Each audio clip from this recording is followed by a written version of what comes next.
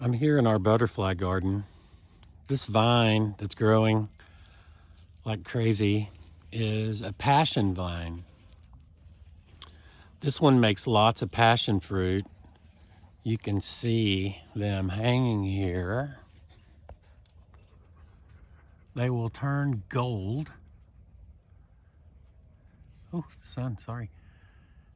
And then when they're gold, if the freeze doesn't come too soon, we can juice them. This is what they make hurricane drinks from down in New Orleans. So this vine has beautiful purple flowers that stop flowering, but most people know what a passion flower looks like. Just another host plant for the Gulf fritillary butterfly. But it's a beautiful, vigorous vine and also native to Texas. Here we have a plant that is not native to Texas. It's a type of hibiscus called the Roselle hibiscus. This is what they make hibiscus tea from. It's kind of cool this morning, so the flowers haven't opened yet, but it's kind of a yellow flower, looks like an okra flower. But the calyx, that's this beautiful red piece after the flower has bloomed, is what you harvest and dry and then steep them and make red hibiscus tea. It's very high in vitamin C, really good for you. It's from South Africa, native to South Africa, and I have 6 of these plants down here in the butterfly garden. They're ginormous, and they actually got too big. There is a Gulf fritillary, that's the butterfly that uses the passion vine to lay its eggs on, hatch out caterpillars, and they eat the leaves and then make a chrysalis and turn into a butterfly. So that in the background, the yellow, that is called Copper Canyon Daisy. It's another Texas native. It's very, very drought resistant, cold resistant. And when you brush the leaves, they have a powerful scent. It smells like fake strawberry smell to me, like on scratch and sniff books when I was a kid. Some people say it smells like mint, but it smells very fruit-like to me. Another great perennial that blooms this time of year when most things are kind of shutting down. I really like the scented plants. This is rose geranium.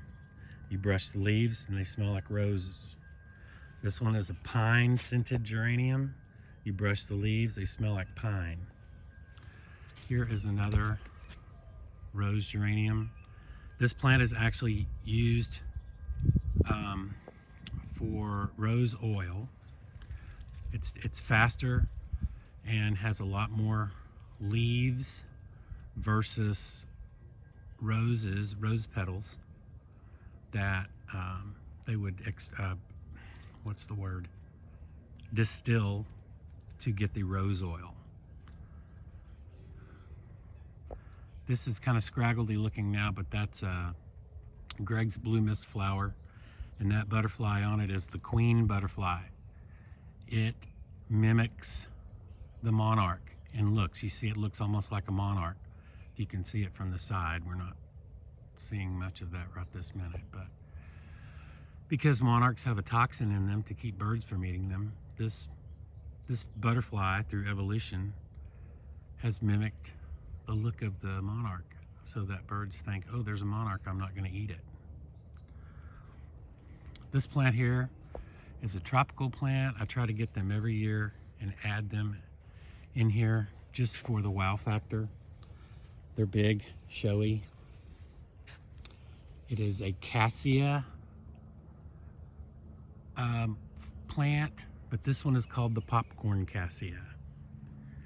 And the reason it's called the popcorn cassia is you can go brush the leaves, smell your hand. It smells just like you're at the cinema with hot buttered popcorn. Anyway, it's made beans See the beans? I will save those seeds and try to grow some for next year. Sometimes it flowers too late and it doesn't produce enough seeds. They're not always pollinated, so there's not a viable seed in there, but I'll see what I can harvest. This is Turk's Cap, loved by the hummingbirds and butterflies and bees. I can see bees trying to go inside those flowers. It looks like one is right there. Yeah, he's trying to go in. This variety is called Big Mama. It is a cross between the native Turk's Cap and a Turk's Cap that is native to South America.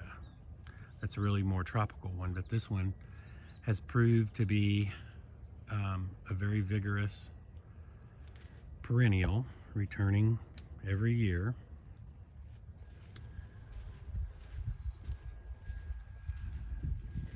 This is castor bean. Here are more of the red roselle hibiscus for the tea. They got so big this year, they cracked at the base and are leaning over.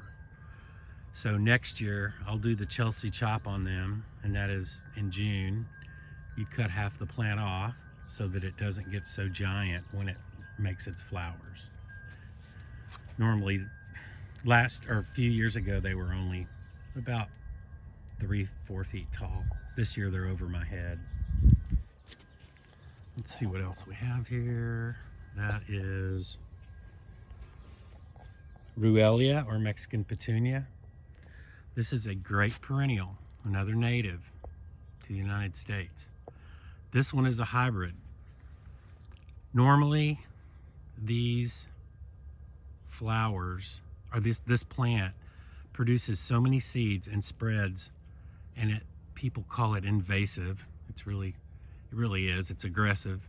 But this cultivar that gets about 4 feet tall is called Purple Showers, and it's sterile, so you don't get seeds coming up all in your walkway. Because if this were a regular Ruellia, they would be everywhere. They would take over these walkways and choke out plants. So I like having this variety.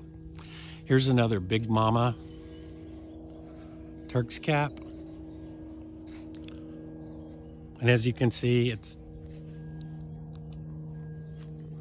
let's see, how do I do this? You can see it, I think you can see it's taller than me.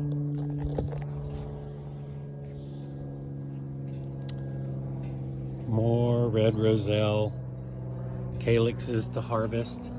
Look at that one. So bright red. That's what makes it so red when you mix it. That's the seed pod inside. So I will save some of those seeds and save the calyx, this outside part, for tea. Anyway, just wanted to show you some of this butterfly garden before we get our first frost. Lots of knockout roses. I pulled those off landscape jobs and put them in here. I didn't want to throw them away, so. Anyway, that's it. It's a hardy hibiscus that's finished for the year. Oh, and this is a native, or not native, I'm sorry. This lantana came from my great-grandmother's homestead up the road. I took the tractor up there and dug out of the pasture a huge root that was as big as my arm. It was about 7 feet long, and I chopped it up and planted it in several places in this garden.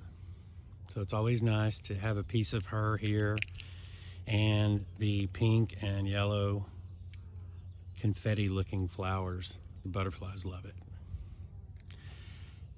And there's a Turk's Cap out in the weeds. Anyway, y'all, take care.